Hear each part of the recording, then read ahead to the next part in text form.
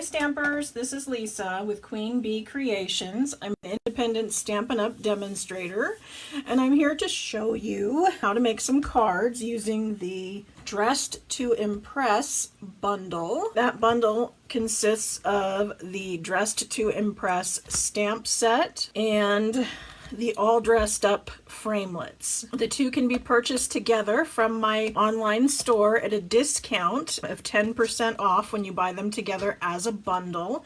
They make some really cute little cards. If you do place an order in my online store, please use this month's hostess code, because that will get you my customer appreciation PDF. For everyone who places an order within my store for $30 or more, they will get one of these customer appreciation PDFs.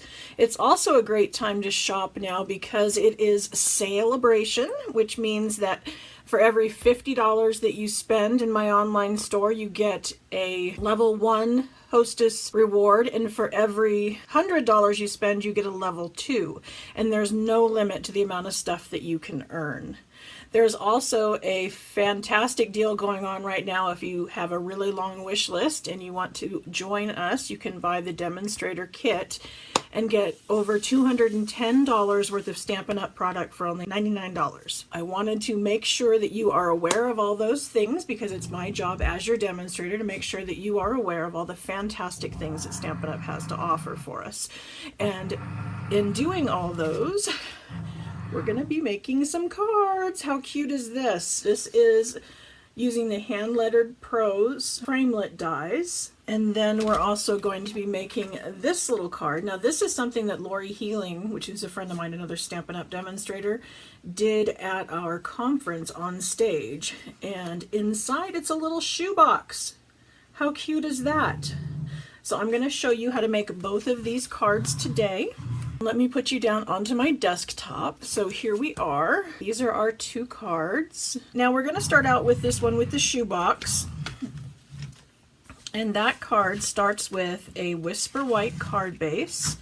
So this is 8.5 by 5.5, scored at 4 1/4. And then you're going to burnish that using the bone folder. I don't know if you noticed, but see how this one lays nice and flat and this one kind of pops open a little? But as they sit on the surface, they're kind of like this. And the idea is that when you burnish with the bone folder, it doesn't pop up like this. It lays more flat. Anyway, that's our card base. And then I'm going to use a piece of our new Designer Series paper, piece of cardstock to go under that. So I'm going to cut another piece, 4 inches by 5 1/4. That's our standard layer. And then the one that's going to go over the top of that is 5 inches by 3 3/4. So as we layer up our layers, we're going down 1/4 inch on the side and the bottom to get it to layer up properly. Then I have a 1 inch strip. I'm using Purple Posy for that. And then I've got a Whisper White strip that is 3/4 inch. Then I have my this is going to be my shoebox, but basically this is 2 inches by 4 1/4, and then I scored it 1/4 inch and then every 1 inch after that so that it will fold up and make our rectangle. And then this will be the lid on the front. So this is just a 1/4 inch strip of crumb cake that will go with that. In advance of our getting together here, I stamped the high heel shoes. These are in the Dressed to Impress stamp set. I stamped 2 of these right here, and then I colored them with my Stampin' Blends and cut them out with the coordinating die. But I got that all ready for you ahead of time, and it had this really cute little saying that says, "Life's too short, buy the shoes." And that's some good advice, that we should, take advantage of life. Sometimes it goes by a little bit too fast, especially lately for me. I don't know what the deal's going on. I guess it's as you get older, time just goes on fast forward. I appreciate it, those that pop in and watch me. Don't forget to comment. I always need somebody to send a card to when I'm done. So if you would like to have one of these cards, make sure that I have your mailing address. So I just stamped that on this piece. Now I've left these long on purpose because I like to be able to layer things up and then cut off the excess from the back. So I'll show you what I mean by that. What I'm going to do is I'm going to just use some snail adhesive and adhere this 3/4 inch layer that I stamped on to my 1 inch layer of purple posy cardstock. And then I'm going to adhere this to my designer series paper. This designer series paper goes with this bundle. It is so cute. I just dropped the name of it, of course, but it is a lot of handbags and makeup and perfume and flowers. And one of the things I love about Stampin' Up! Is a lot of times, you know, it'll have the shoes on one side, but say, you know, you're not a fan of shoes, or maybe you didn't even buy this bundle. Don't let that deter you from getting the designer series paper, because we always have the other side to use as well. So you can use holiday papers and themed papers like this for things other than what they're designed for, but just by flipping it over and using the other side. Fun little tip for you there. If you have some leftover Christmas paper you were thinking you couldn't use till next year, you might want to give it a second look. Let me grab my paper snips. But this is what I meant by leaving it long. I'm going to cut this off from the back, and then I can go ahead and adhere this to my 4 inch by 5 1/4 inch layer of purple posy, and then adhere that to my card base. So there's that. Now what I'm going to do is I'm going to adhere the shoes, and I'm going to adhere those differently. I'm going to adhere the first one with glue dots, and this is so it lays nice and flat.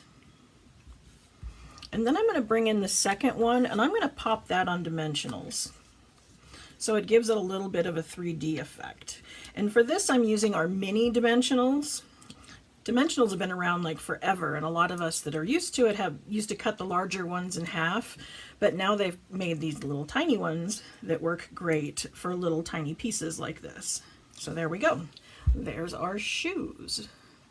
One's flat and one's raised a little bit. Now we're ready to do the inside. I put my little sheet that has the, what do I call that? The little plastic sheet the stamps come on that has the images. I adhere that inside my case, and then adhere my stamps directly to the inside of the case, and then I'm able to view them from the back side and then lift them up and place them back down where they belong really quickly. Gorgeous, great. And then, like I said, I have this little piece that's 2 inches by 4 1/4, and then it's scored every 1 inch, and then the 1/4 inch at the end. And this is so that it will make the box. Again, I'm using my bone folder to make sure we're good and crisp on the edges.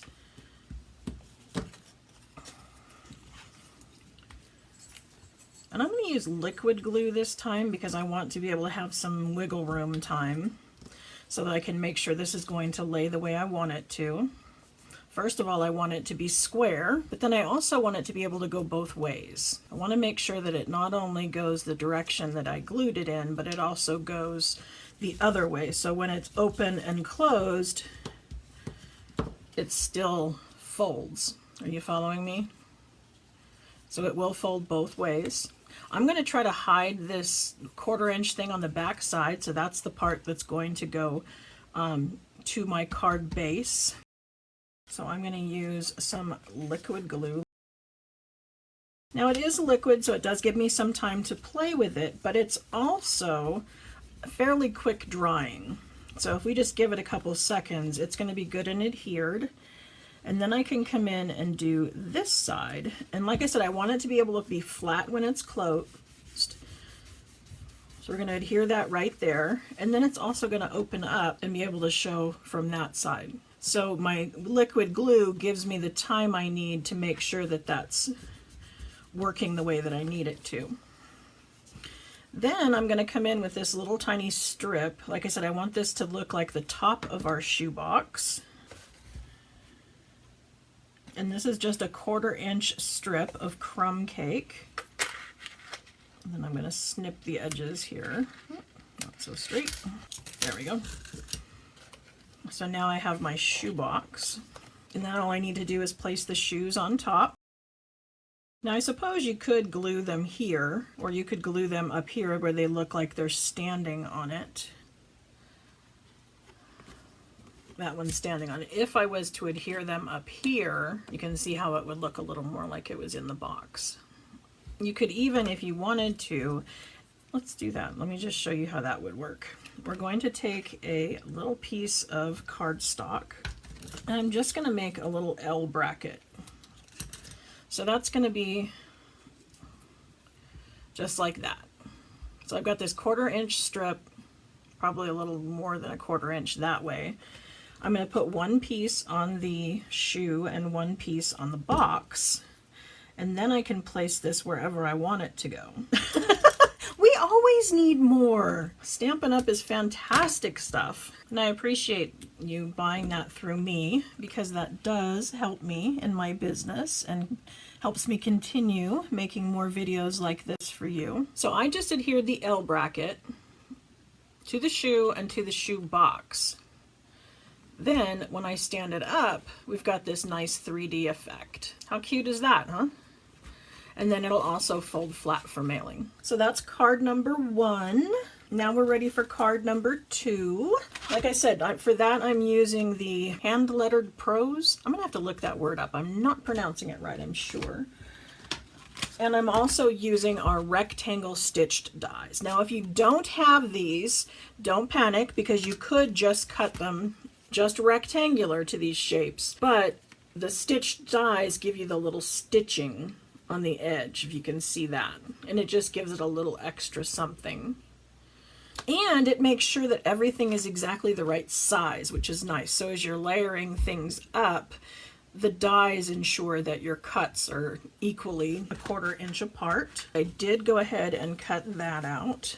On this card, I stamped the lipstick and then colored it in with the Stampin' Blends. And then on the top up here, in order to make it look like it's actually sparkly and liquid, I used our Shimmering Crystal Effects. This was something that was in our holiday catalog that they've told us is going to carry over. So don't panic if you didn't get some of this. It's super cute, and it's still going to be available in our June catalog. So keep an eye out for that. This one I stamped and die cut using our Dressed to Impress. I used this lipstick and this die cut here. But for this one, I wanted to show you a different technique. I cut out the L, the E, and the O, and then I found this piece of Designer Series paper in our paper stack here. And I can use these as L's as well. Now you can either cut these out fussy cut with their little paper snips, or if you've been on my blog, you've seen that I also have a Brothers Scan and Cut, which is a really great little machine that if you wanted to, you could load this into the machine and it would scan it. So it would go into the machine once, scan, come back out, and then it would go in again and cut each one of these out. So you could have them all cut at once. But for just a couple, I went ahead and I fussy cut, and then we can choose, you know, which ones we want to use. We're going to use the lipsticks or the mascara, and just kind of play around with it. I think I like those two. And oh, for this, I cut the H, E, and O out of the center of this layer, because once I layer this on there, you're not going to be able to see it. So that saves me a little bit. And then I'm going to layer that over here. This card base is 5.5 by 8.5, scored at 4 1/4. And then I have my Designer Series paper that's 4 inches by 5 1/4. So it was easy to figure out what colors to work with. I just looked at the package and it told me which Stampin' Up! Colors were used in the making of this Designer Series paper. And then I knew what to grab without having to think about it. I'm going to use a little strip of this on the inside as well. And again, like I said, I had it hang over the edge so I can make sure that I can trim it off and it'll fit exactly. So this will be the inside of our card. Now because this has lipstick on the front, there's a really cute little saying in here that says, "Be as bold as your lipstick." So I'm going to go ahead and use that saying. And then I place that directly on my Stampin' Scrub so that I can clean that as soon as I'm done here. So I'm just adhering these two together with Snail, and then I'm going to adhere it to the card front using Stampin' Dimensionals. Because these are so little, I'm going to use liquid glue again. And I want to make sure that I'm spacing correctly. I don't want to run out of room or have it look like it's pushed to one side. So I'm kind of laying out my letters. And I have a tendency to put down the first letter and then the last letter and then work my way in gently so that I am evenly spaced. This works great with things like mom or dad or any of those short little words, nice and easy. You would put one down and the other outside one down, and then you can center the one in the middle. Makes it real easy. You also might want to take and use a little straight something or another to make sure that you are straight across the card.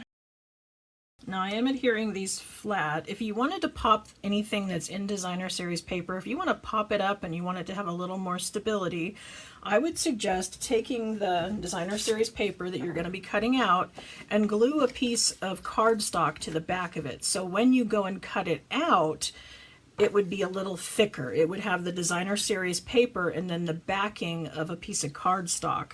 So it would be good and sturdy. But since mine are flat, I can go ahead and use it as is.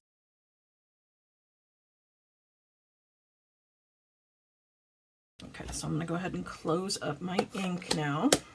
I want to make sure it doesn't dry out, but just in case some point it did dry out, I do have my re-inker that will refill my pad as well as my marker and is great for watercoloring.